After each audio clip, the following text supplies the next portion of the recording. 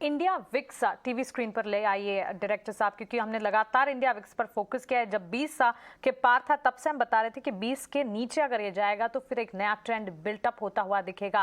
और अब India VIX आपके टीवी स्क्रीन पर आएगा और 18 के आसपास यहाँ पर ट्रेड इंडिया वॉलेटिलिटी इंडेक्स जो है उसमें आता हुआ दिख रहा है, which is another trend all together. और अगर आप देखेंगे इंडिया विक्स को टीवी स्क्रीन पर लेकर आइए डायरेक्टर साहब, 18 के आसपास यहाँ पर ट्रेड दिख रहा है। और ऑफ कोर्स वॉलेटिलिटी इंडेक्स जिस तरह से एक रिवर्सिंग ट्रेंड यहाँ नजर आता है, जितना कमजोर होता हुआ दिखेगा उतना ही एक पॉजिटिव इंपैक्ट बिल्टअप होता हुआ देखिए 18 के यहाँ पर आसपास ही ट्रेड करता हुआ। पिछले हफ्ते हमने देखा था 20 के नीचे जाने की कोशिश रही, कल 19 तक गया और आज 18 पर। चलिए क्लोजिंग कैसी हो रही है, किस तरह के सेंटिमेंट्स हैं, stock specific, sector specific reaction कैसे हैं बाजार पर। फाइनल क्लोजिंग के लिए प्रियंका हमारे साथ जुड़ गई हैं, उनसे समझते हैं। Over to you Priyanka.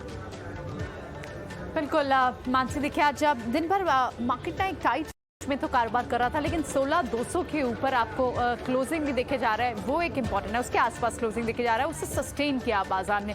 आज मेजर बहुत सारे की ट्रिगर्स नहीं थे। पहला एक की ट्रिगर तो था टीसीएस के नंबर्स आए, उसके बाद आपने पूरे आईटी पैक पे दबाव देखा है। आप चाहे निफ्टी काउंटर्स की बात करें, आप एफएनओ स्टॉक्स की बात करें या मिड कैप और स्मॉल कैप स्पेस में देखें, आपको पूरी तरह से आईटी पैक से लूजर्स देखने को मिलते हैं। इनफैक्ट पहले लूजर्स गेनर्स की बात कर लेते हैं।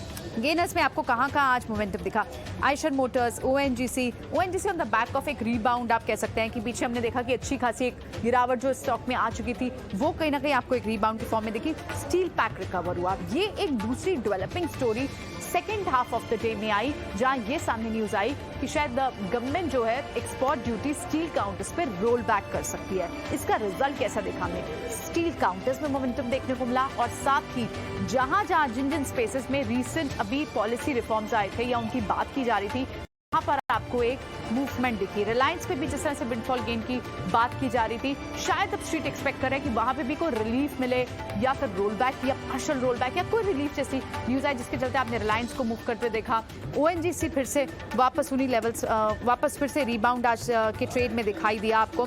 तो ये कुछ स्पेसेस थे। इसके अलावा आपकी मोमेंटम जो है वो ऑटो पैक से एमएनएम जैसे काउंटर्स पे इंटैक्ट है। मारुति हालांकि फिर भी थोड़ा सॉफ्टनेस दिखा रहा था, लेकिन आज फार्मा काउंटर्स में कुछ बेट्स हमने जरूर आइडेंटिफाई की।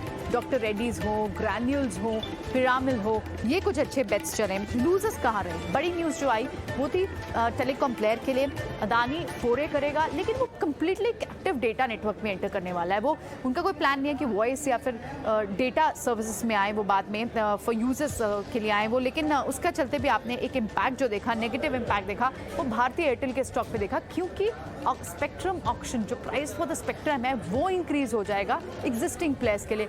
इस एंटी में आपने देखा कि भारतीय एयरटेल में 5% तक के फॉल देखे। दूसरा बड़ा ड्रैगर टीसीएस सिर्फ आप निफ्टी ड्रैगर्स नहीं देखें, एफएनओ में ड्रैगर्स देखें तो वहां पर भी आपको आईटी काउंटर्स देखें। मिड कैप ड्रैगर्स देखें अगर आप, तो वहां पे भी माइंडट्री और कुफोर जैसे स्टॉक्स हैं। माइंडट्री के तो रिजल्ट्स हैं परसों, कल एचसीएल टेक के रिजल्ट्स हैं। तो ये कुछ बड़े ट्रिगर्स थे। लूजर्स दूसरे कौन से लूजर्स थे, टीसीएस, एचसीएल टेक, इन्फोसिस, ये कुछ बड़े लूजर्स आज के ट्रेड में दिखाई दिए। तो क्लियरली आज 16,200 के आसपास आप मार्केट ने अपने मोमेंटम को सस्टेन रखा। सब जितने भी स्पेसेस थे उसमें आपको फिर से बैंकिंग, फाइनेंशियल स्पेस, इन्होंने आउट परफॉर्मेंस दी। महिंद्रा फाइनेंस हो, एमएफएसएल हो, चोलामंडल फाइनेंस हो, इनमें सब में आपको एक अच्छी अपमूव फिर से कंटिन्यूड मोमेंटम दिखाई दिया।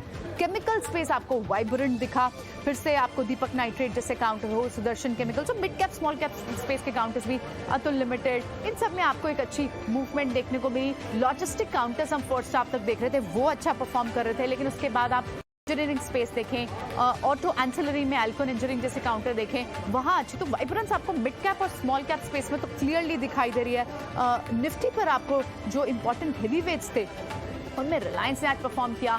बैंक्स में एचडीएफसी बैंक पॉजिटिव था, और उसके अलावा दूसरे प्राइवेट स्पेस के बैंक्स लाइक एक्सिस बैंक में अच्छी मूव देखने को मिली। और सबसे बड़ी जो शॉर्ट कवरिंग देखने को मिली वो मेटल पैक में, स्टील पैक में देखने को मिली। और रिलायंस फर्स्ट शॉट 1.5% की मजबूती के साथ यहाँ बंद होते हुए दिखाई दे रहा है। तो कल देखना होगा कि कल अब यहाँ पर बायस ऊपर का ही है, हो सकता है थोड़ा रेंज में या कंसोलिडेशन के साथ मूव करे, लेकिन बाजार इस वक्त ऊपर की मूव दिखाएगा। और देखना होगा कि किस तरह से रिजल्ट्स पैन आउट होते हैं, वो बड़े ट्रिगर्स देते हैं पूरे आईटी पैक के लिए भी, जो एक बड़ा ड्रैगर जरूर निकल कर आ रहे हैं बाजार में।